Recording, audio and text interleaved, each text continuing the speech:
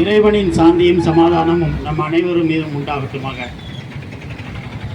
தமிழகத்தில் எங்கு பார்த்தாலும் ஆர்ப்பாட்டம் போராட்டம் தான். இந்த திமுக உடைய ஆட்சியில் 2 தினங்களுக்கு முன்பாக கூட ஒரு காவல்துறை அதிகாரி வெட்டி கொலை செய்யப்படுறாரு. அவனை கைது செய்து கூட்டு போகும்போது அவன் சொல்கிறான், எங்களுக்கு பாதுகாப்பு இல்லைங்க. யார் சொல்கிறா? ஒரு காவல்துறை அதிகாரியை வெட்டி கொன்னவன் எனக்கு பாதுகாப்பு இல்லைங்க. அதே மாதிரி தான் இந்த திமுக ஆட்சியில் யாருக்கெல்லாம் பாதுகாப்பு காவல்துறை வழங்குகிறது என்று சொன்னால் பாலியல் குற்றவாளிகளுக்கு. 1 மாதத்துக்கு முன்பாக மேலப்பாளையத்தில் ஒருவர் மீது பாலியல் குற்றச்சாட்டு சுமத்தி புகார் கொடுத்தோம். எஃப்ஐஆரும் பதிவு பண்ணாங்க. இன்னும் வரைக்கும் கைது பண்ணல. ஏன்னா இந்த தமிழக அரசு, திமுக அரசு பாலியல் குற்றவாளிகளுக்கும் கஞ்சா விற்கிறவனுக்கும் தான் பாதுகாப்பு வழங்கிட்டு இருக்கு. இந்த ஆர்ப்பாட்டம் எதற்கு தெரியுமா? அன்னை ஆஜரா ரோடுல ஒரு குறுகிய பாதையை தான் வச்சிருக்கிறாங்க.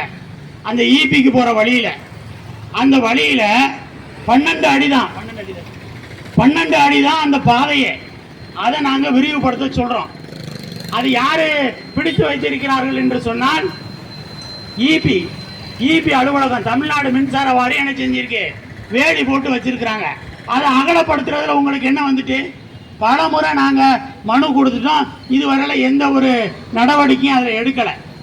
அது போக அந்த பாதையில் எங்கேயுமே என்ன இல்லை, ஸ்ட்ரீட் லைட் இல்லை, போஸ்ட் மின் விளக்கு இல்லை. இந்த மின் விளக்கை நாங்கள் பொருத்த சொல்கிறோம். காரணம் என்ன தெரியுமா? அந்த பாதையில் ஃபுல்லாக கஞ்சாவை அடிச்சுக்கிட்டு, தண்ணி அடிச்சுக்கிட்டு, ஃபுல்லாக போதை ஆசாமிகள் அங்கே வச்சு தான் போதையை விற்கிறான். அது காவல்துறைக்கும் தெரியதான் செய்யும். ஆனால் அவங்க வரும்போதே என்ன செய்கிறாங்கன்னா அந்த லைட்டை போட்டு வராங்க. எங்கள் அப்பன் குதிரைக்குள்ளே இல்லை அப்படின்னு சொல்லி லைட்டை போட்டு வரும்போது அவன் என்ன செஞ்சிருவான்? அந்த குற்றவாளி ஓடி போயிடுவான். நீ ஓடிடுதா அப்படின்னு சொல்றதுக்காக வேண்டிய இவங்க அந்த லைட்டை போட்டு வராங்க. பல முறை சொல்லிட்டோம், அங்கே போகக்கூடிய பெண்களுக்கு பாதுகாப்பு இல்லை. நைட்டு அந்த பெண்கள் போகும்போது என்ன செய்றாங்க?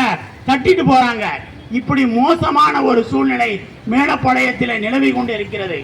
இதை கண்டித்துதான் இன்று நாம் தமிழர் கட்சி சார்பாக இங்கே ஆர்ப்பாட்டம் நடைபெற்றுக் கொண்டிருக்கிறது.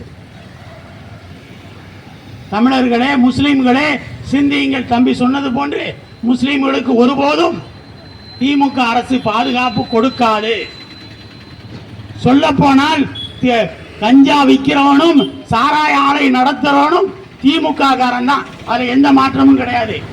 ஆனா சொல்லுவாரு நம்மளுடைய முதல்வர், நீங்க என்ன செய்யுங்க, போதையின் பக்கம் நெருங்காரீர்கள், நீங்க முதல்ல கடை அடைங்க, நீங்க மது ஆலைகளை மூடுங்க, மது ஆலைகளை திறந்து வச்சு நீங்க வியாபாரம் செய்து விட்டு மக்களை சொல்றீங்க நீங்க மது விற்காதீங்கன்னு. ஆனா கஞ்சா வியாபாரத்தில் யாரு கைது ஆகுறா? ஒன்று பிஜேபி காரன் ஆகுறான், அல்லது திமுக காரன் கைது ஆகுறான். இதான் நடந்துட்டு இருக்கு.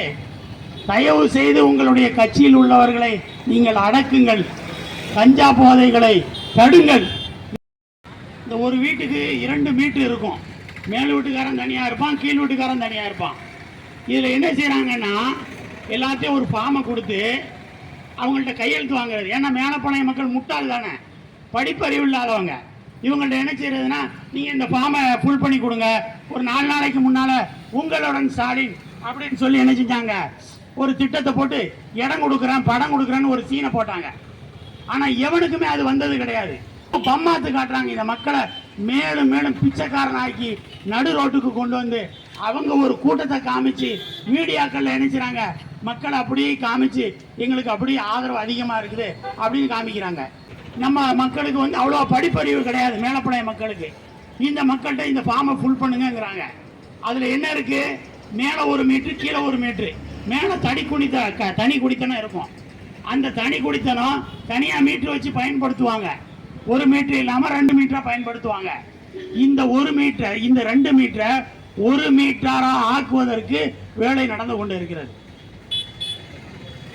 இது நிறைய இடத்துல கழட்டியும் விட்டாங்க. 2 மீட்டரை 1 மீட்டர் ஆக்கிட்டாங்க. அப்ப என்ன ஆகும்? கடுமையான மின்சாரம் உயர்வு போய்கிட்டே இருக்கும். நம்ம 2 வீட்டுக்கு பயன்படுத்துறது 1 வீடா மாறி கடுமையான பணத்தை நாம செலவழிக்கக்கூடிய ஒரு சூழ்நிலை இருக்கும். 10,000 ரூபாய்க்கு பதிவு பண்ண பத்திரம் இன்னைக்கு 45,000 ரூபாய். எல்லா விலைவாசியும் கூடி போயிருக்குது. தயவு செய்து வரக்கூடிய சட்டமன்ற தேர்தலில் நீங்க சிந்தித்து வாக்களிங்க. நமக்கு யாரு நன்மை செய்வா? அண்ணன் முந்தா நேற்றுக்கு செந்தமன் சீமான் அவர்கள் பேசும்போது சொன்னாரு, ஒரு தீமையை வச்சு தடுக்க முடியாது. நபிகள் நாயகம் ஸல்லல்லாஹு அலைஹி வஸல்லம் சொல்லுகிறார்கள், ஒரு தீமையை நன்மையை வச்சு தான் தடுக்க முடியும். ஆக அதிமுக என்ற தீமையை திமுக என்ற தீமையை வைத்து தடுக்க முடியாது. திமுக என்ற தீமையை அதிமுக என்ற தீமையை வைத்து தடுக்க முடியாது. நாம் தமிழர் என்ற நன்மையை வைத்து தான் தடுக்க முடியும். ஆகையால் வரக்கூடிய சட்டமன்ற தேர்தலில் நாம் தமிழர்களுக்கு வாக்களியுங்கள் என்று சொல்லிக்கொண்டு பழனி பாபா பாசறையின் சார்பாக விடைபெற்று நன்றி.